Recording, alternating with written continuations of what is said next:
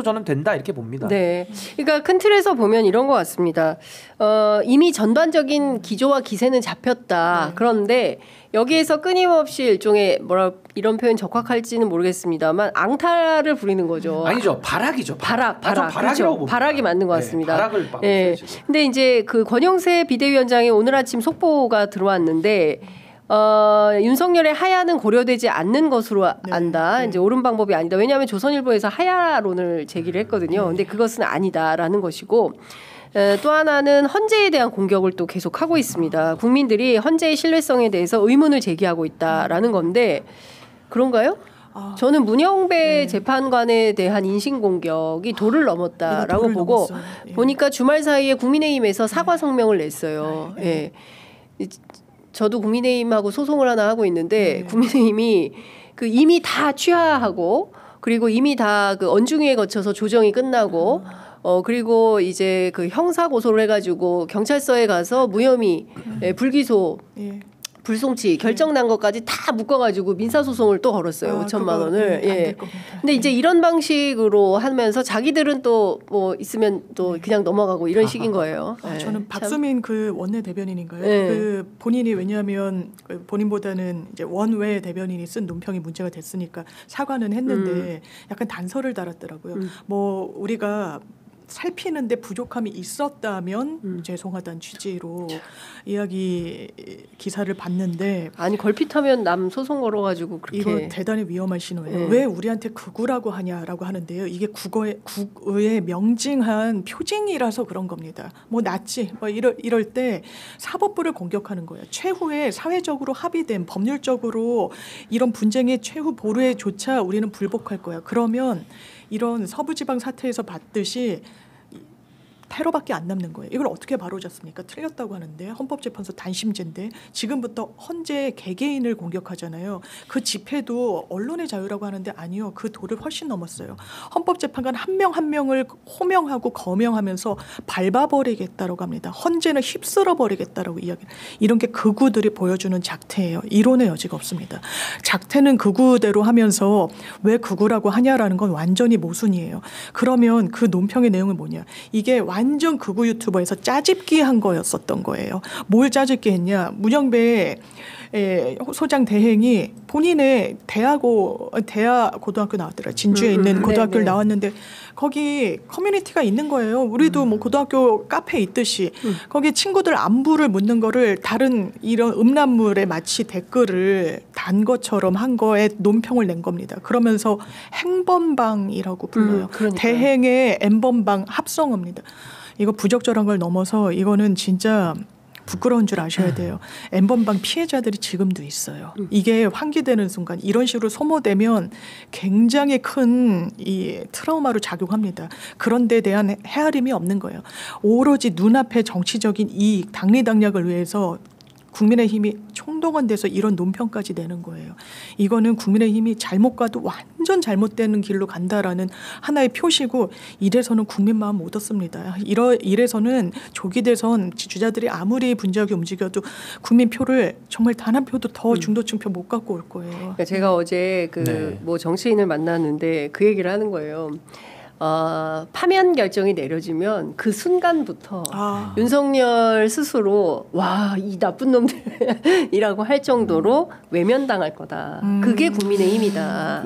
되게 지금 윤석열 쪽 보면 처량한 게 뭐냐면요. 과거 박근혜 탄핵 때를 우리가 생각해 보시면 이런 겁니다. 박근혜 대통령은 정치적으로 그렇게 저열하게 하지는 않았어요. 승복을 했습니다. 근데도 새가 붙어 있었어요. 왜? 박근혜는 사실 박정희의 후광을 가지고 보수 정치인으로서 성장해 오다가 탄핵을 당했기 때문에 뭐 집회 열 것도 없이 그냥 새가 있는 사람입니다. 근데 이 윤석열이는 얼마나 새가 없으면은 저렇게 있는 땔감 없는 땔감 다 끌어모아가지고 화력을 집중해도 그냥 고작 저 정도인 거예요. 그래서 아까 뭐 극우 세력 이렇게 얘기했지만은 극우라는 말은 저들에게 맞지 않고 반체제 세력, 내란 세력 이렇게 명명해 주는 게 전 좀 더 정확한 표현 아닌가 그런 생각이 들었고 이 하야 부분은요. 뭐 입방정 떠는 건데 불가능합니다. 왜냐하면 하야라는 걸 통해서 얻을 실익이 하나도 없어요. 지금까지 윤석열의 판단은 뭐냐면은 자기가 검사 출신이니까 내란죄가 성립한다라는 거는 이견이 없다는 거 본인이 압니다. 네. 다만 이 재판이 길어지니까 윤석열의 전략은 형사는 포기하고 다만 정치재판이라고 하는 헌법재판소에서 뭔가 재판관들만 조금 일신상에 여러 가지 흠집만 내면 이거 헌재에서도 내가 해볼만 하구나. 그리고 헌재만 들어가면 친위 쿠데타 일으켜서 내 형사재판 다 없앨 수 있다. 요 전략이거든요. 네. 그래서 지금까지 온갖 추잡한 꼴을 다 보여온 것인데 네. 이제 와서 갑자기 허무극장 비슷하게 나 그만둘게 이래버리는 순간 지지자들도 떠나갑니다. 그러니까 요거는 고려할 수가 없는 거고 정상적인 국민들 입장에서 이거 역풍무지불죠. 네. 그럼 지금까지 2달, 3달 동안 이 나라를 이 난장판 만든 책임 가만두지 않겠다라는 역풍이 불기 때문에 전 하야는 할 사람이었으면 진작했다. 할 인간이 아니다라는 생각이 우선 들고 이 헌법재판소에 대해서도요. 전 문영배 대행에 대해서 정말 존경심이 생겨요. 이분의 인내심의 끝은 어디인가. 그 헛소리 같은 얘기를 끝까지 들어주고 변론 기일도 저 같으면 안 열어줍니다. 제가 재판장이면요. 전 단호하게 그냥 끊어버렸을 것 같아요. 이번 주에 또 열죠. 그러니까 이분이 인내심이 좋으셔요. 그래서 저는 그런 부분은 다 정말 들어주마. 정말 존경심이 나올 정도로 이분이 인내하더라고요. 네. 참을 때까지. 그래서 그런 게 느껴졌고 이 국민의힘 사람들은 원래 정치인들이 판결에 대해서 왈가왈부하는 것도 옳지 않습니다. 그러니까 판결에 대해서 저같이 외부에서 우리가 비평하고 평가하는 건 할 수 있겠지만은 정치인들 특히 당사자인 정치인들은 왈가왈부하는 게 안 맞아요. 근데 지금은 보십시오. 정치 개입을 넘어서서 재판관들을 매장시키고 있어요. 매장. 이 사람이 할 짓입니까? 그러니까 그러니까 이거는 도를 넘은 정도가 아니라 정말 민주주의, 민주공화국, 우리 헌법 체제를 아예 부정하겠다라는 걸로 외에는 이해가 안 되는 겁니다. 그래서 정말 이런 부분에 대해서는 저는 아주 단호하게 우리 사회가 내란 진압에 있어서는 일관되고 통일된 의견을 가져야지 여기서 숨구멍을 열어주잖아요. 그게 또 독버섯처럼 전 자라날 우려가 매우 크다. 저는 단호해야 된다고 봅니다. 예. 특히 그 문영배 재판관과 관련해서 뭐 음란물 이런 거를 나경원 의원, 배현진 의원 이런 여성 국회의원들이 네. 막 앞서서 공격을 해요. 근데 거기에 사실관계가 하나도 맞지 않아요. 무슨 뭐 댓글 뭐 이런 등등에 대해서 사실관계에 맞지 않는데 마치 문영배 대법관이 헌법재판관이 뭘 한 것처럼 이렇게 뉘앙스를 풍기는 거죠. 그러니까 저는 이렇게 부적절한 행위가 막 일어나는 것에 대해서도 이게 참 있을 수 없는 일이다. 참 잔인한 사람들이다. 그러니까 지금은요, 이 국민의힘 뭐 나경원 의원 네. 다 포함해서 이성을 잃었어요. 이성도 잃었을 뿐만 아니라 저는 자정작용도 잃어버린 당이라고 봅니다. 그러니까 자정을 잃어버리면요, 어디 뭐 오물 처리장 가보십시오.